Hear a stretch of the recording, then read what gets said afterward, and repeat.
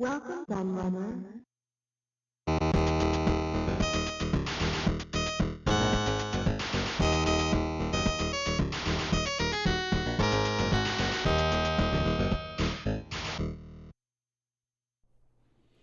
Hello everybody, Kieran aka the Laird here, and I'm back with not a book review but a book preview.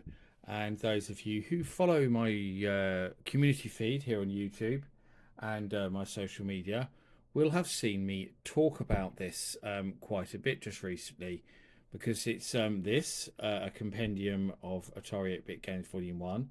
And you may recognise the old version of a Compendium of Atari 8-bit games Volume 1, because this is the new version right here. Old version, new version. And just to give a bit of backstory, this one was done with my old publisher, Andrews UK. I decided to split with them last year for a number of reasons, but one was to give me more control over what I was actually doing and to speed up the process of getting books out, because it was extremely slow and laborious working with them, always waiting on them to do their sort of half of the work, because it was a 50-50 deal that we had. And now I'm going to just doing everything myself. Whereas before I was doing just the writing, they did all the design, all the marketing, all the proofreading, all that side of things. That was all their job. Now I'm in complete control, so I'm doing everything from design to writing, proofreading, everything I'm doing on my side. And also, all my books now will be published exclusively through Amazon, because I've signed a deal with them to only publish through Amazon. Because if you do, you get all sorts of other perks if you go only with them. So it seemed like a pretty good deal. I do apologise about the light on the cover. There's not much I can do about this, because this is an ultra glossy cover, as you may be able to see. So there's only so much I can do to stop the light reflecting on it, because it's a very, very sunny day. And I've done my best to try and minimise these reflections, but unfortunately I can't do a lot more. So what I'm going to be doing here is I'm going to show you the book, obviously, but also, because it's a republish of an old book, which I'll go into a bit more in a minute, I'm going to show you all the differences between the two, to tell you why you should buy this, and if you already have that book, why you might want to buy this one as well. Because there is quite a bit of difference. So because I was republishing an old book, as I say, this is essentially a second edition of that book. I wanted to do it differently. I had some things that I wanted to fix, and some things that I wanted to add. So yeah, this book was basically a compilation of my A to Z of Atari 8-bit game Kindle books, and I in those books there was 3 games for each letter of the alphabet. So therefore, with 3 editions, that gave 9 for each letter of the alphabet. I did an extra 1 game for each letter of the alphabet to make it 10 for each letter, which gave it 260 reviews in total in the old version. In the new version, I've upped that to over 300. So there is over 40 new reviews in this book that cannot be found in that book or in any other books. They are completely new and written for only for this book. So they've never appeared anywhere else at all. No, not in any of my old Kindle books or anything like that. These are all completely new reviews written for this book. So that's the first big difference. The most notable difference, as you can probably already see, is the size. These are both paperbacks. I've got this book was also in a hardback, which looked pretty much the same as with a hardcover, but it was the same size. But with this book, I've chosen to go paperback. I may do a hardback at some point as well, but initially just a paperback with a much bigger size. Because one criticism that a lot of people had of this book, the original one, was that the print was, a lot of people said the print was small and the book was very cramped. And that was what a lot of people said. And as I said, I didn't do the layout. That was all done by my publisher previously. So I wanted to listen to that and see if I could make some changes to make that a bit better. So obviously going with a larger size book was the first stage in fixing that and making it look a bit less cluttered. So I'll show you that in a moment. And also, I never particularly liked this smaller book size. This again was something that my old publisher wanted to do it in that size. I wanted a bigger size, but they told me that was the size I had to go with. So I'm pleased to be able to have a bit more control and go with a bigger book size, which I much prefer. This is roughly about A4, but it's a little bit wider, obviously just taking into account the binding and stuff. So I'll show you the backs of the books anyway. So there we go. That was the old version, AG Books, which is an imprint of Andrews UK, $9.99, and this is the new version. So to give you the guide to the prices on the new version. So whereas that one was $9.99, this one's $16.99. So there's quite a big price difference, but the reason being is obviously this is a much bigger book, so it has to be um, a more expensive price. I mean, if I lay that down on its side there, you'll see that it's literally twice the print size. So obviously, but it's not twice the price. So it's a bigger book with bigger pages, but that's obviously that's where the extra cost comes in. I think the US price works out at $20 if I remember rightly. I think it's $20, but I'll stick links down in the description anyway to the Amazon page, so you can go and look at it for obviously for US, UK, and Europe. It's available worldwide, so no issues there. No matter where you are in the world, you can order this from Amazon because it's done through their print on demand service. They print the books themselves. So print on demand is slightly misleading because they don't actually print the books to demand. In terms of, a lot of people think they literally just print a book every time one's ordered, but they don't. They print them in massive batches. They try to predict how many they're going to sell, and they do them in batches. I mean, I think the original Atari book here went through about 5 or 6 print runs. I think this was by far my best-selling print book that I did with Andrews, by far, like way and ahead of the second placed one was Commodore 64 Compendium that I did. But believe it or not, the Atari 8-bit one was by far my best-selling. I think it's because no one else had really done an Atari 8-bit book before, so it had the factor of, you know, so it's a bit of obscurity, popular system, but also one that's not been well covered. So yeah, that was why I actually chose this book as my first one to republish, because it was my best-selling book and gave me a chance to learn and figure out a process for doing future books, because I do have quite a few new ones that I'm going to be doing, probably to give you a little, I suppose, hint at what I'm doing next. It'll probably be not certain, but I'm probably going to do my MSX book next, which is pretty much completely done. It was just one that had been sitting in the queue with my old publisher for ages and never got published. I'm going to make some changes to that before I publish it, but it probably will be that book that I do next. But anyway, let's have a look inside. So what I'll do is I'll show you some of this book, and then I'll show you some more of the differences, so you can see all of that. But obviously this starts with an introduction and a contents page. So there's all the things. You can see it's got 170 pages. So then it goes into the story of the Atari 8-bit, which is completely new. This was not in the old book. So obviously that tells the complete story of the Atari 8-bit range, how it came about, its history, all of that kind of thing. So that kicks off the book, and then it goes into a page. We've got the technical specifications, the Atari 8-bit range, and the different models that are available. And then it goes into reviews.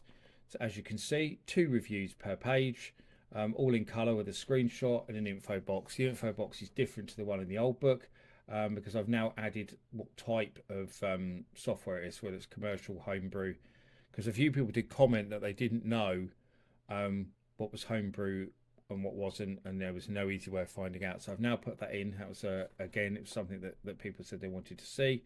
So now it will say homebrew, commercial, public domain, etc., according to what type of game it is.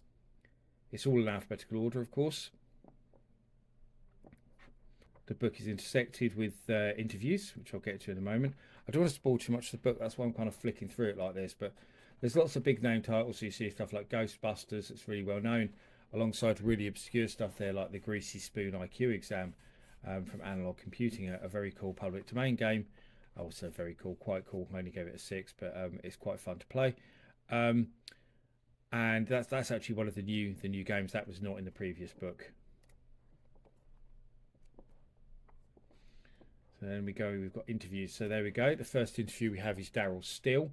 He was the marketing manager at Atari UK. One of the last people to left at the end of Atari before they went and their awful, horrible, ill-fated reverse merger with JTS, the hard drive company. So that and he also ran budget label Top 10 Hits, who did quite a few games to Atari 8-bit, like republishing a lot of the Cosmi Corp titles, so Forbidden Forest, Richard Petty's Talladega. There's some stuff they did for Thorn EMI they republished as well. Tank Command, is it called? I think so, stuff like that. So, and then we go back after that interview, we go back into reviews.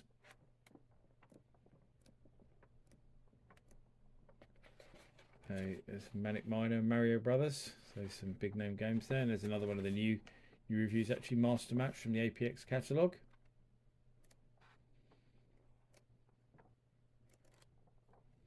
And there we've got another interview. Chuck Peavey, who did Panther, probably most famously in Dark Chambers. So he's probably two most well-known Atari 8-bit games. But he did loads of stuff because he did a lot of the XE game system cartridge conversions, like Ace of Aces, Blue Max, Load Runner, Fight Night, Hardball. He converted loads of those to run from XE cartridge. In some cases, changes were made. Some were straight ports. So he goes into a lot of that detail there of how he did that. Talks a bit about the wonderful Panther and obviously Dark Chambers and how that came about. So that's a nice big interview, that one. And then we've obviously got more reviews.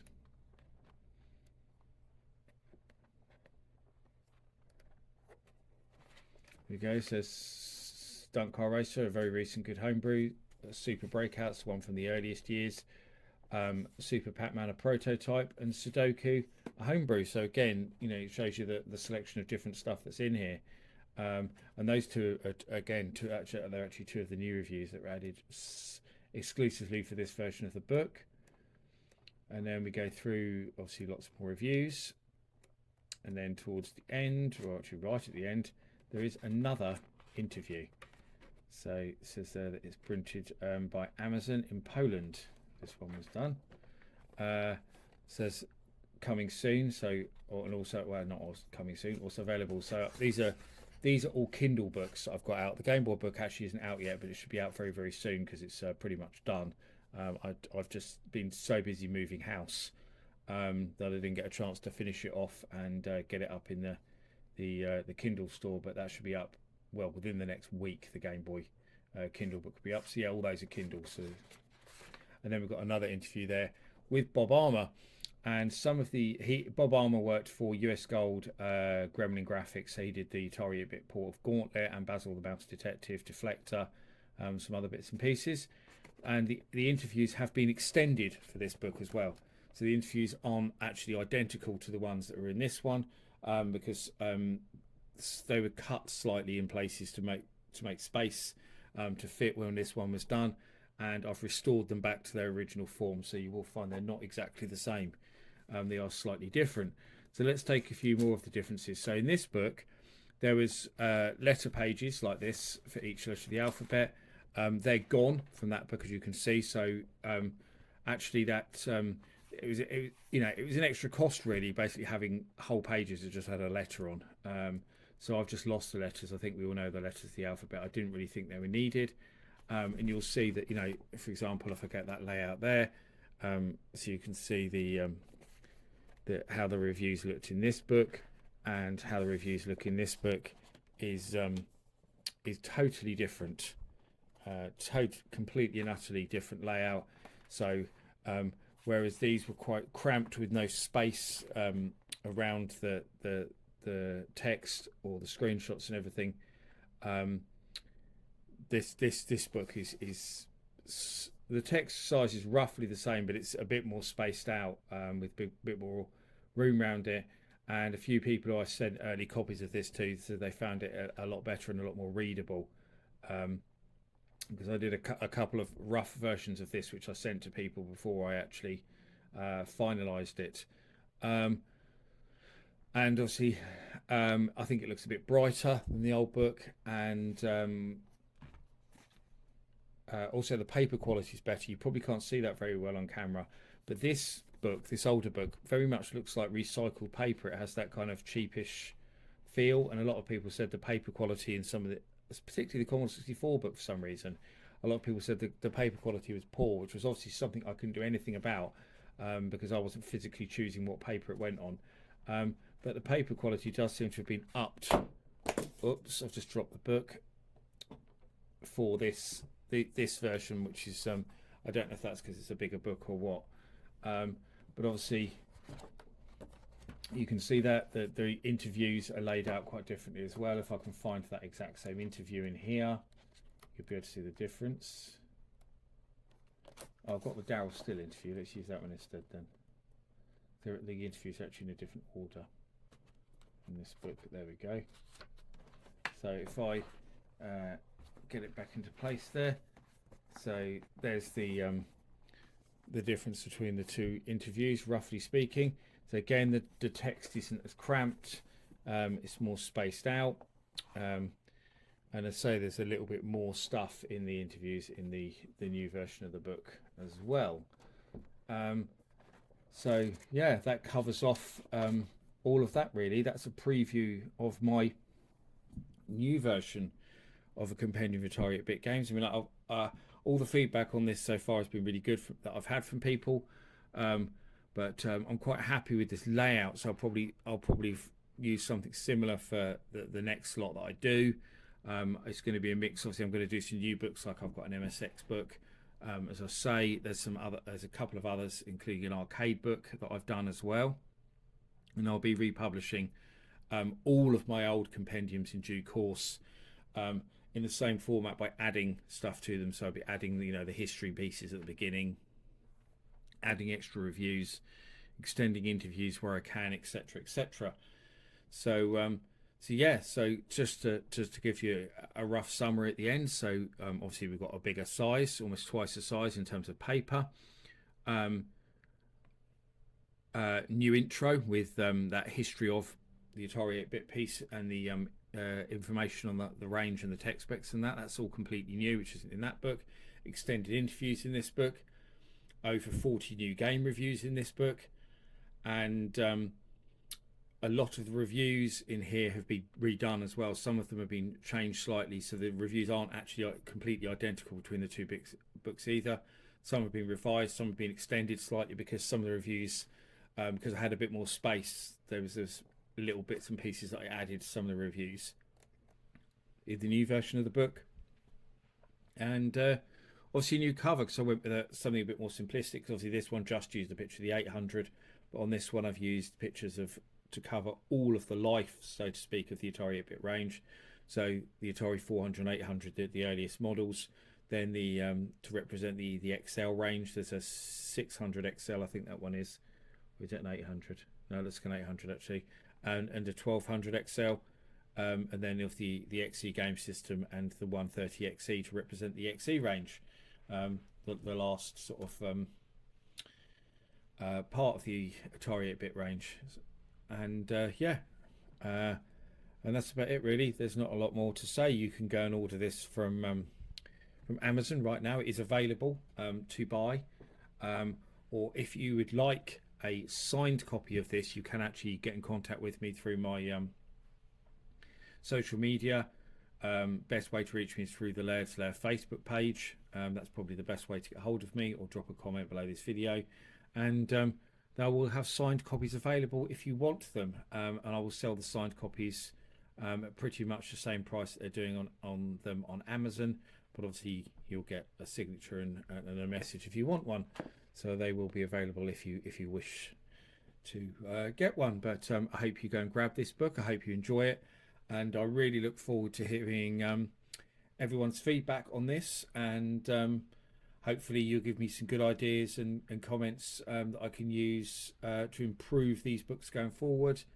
And that's what I want to do. I want to listen to community as much as possible, and make the most of these books. And obviously there will be a volume 2 of this book as well, which actually is mostly written, believe it or not, but that obviously will be some way off in the future. So Atari 8-bit fans, you will get a volume 2, believe me. That's about it really. There isn't really much to say. I hope you enjoyed my look at the new version of Compendium of Atari 8-Bit Games Volume 1. I've been the lad, as always. I thank you for watching, and I'll see you all again for another video very soon. Bye bye.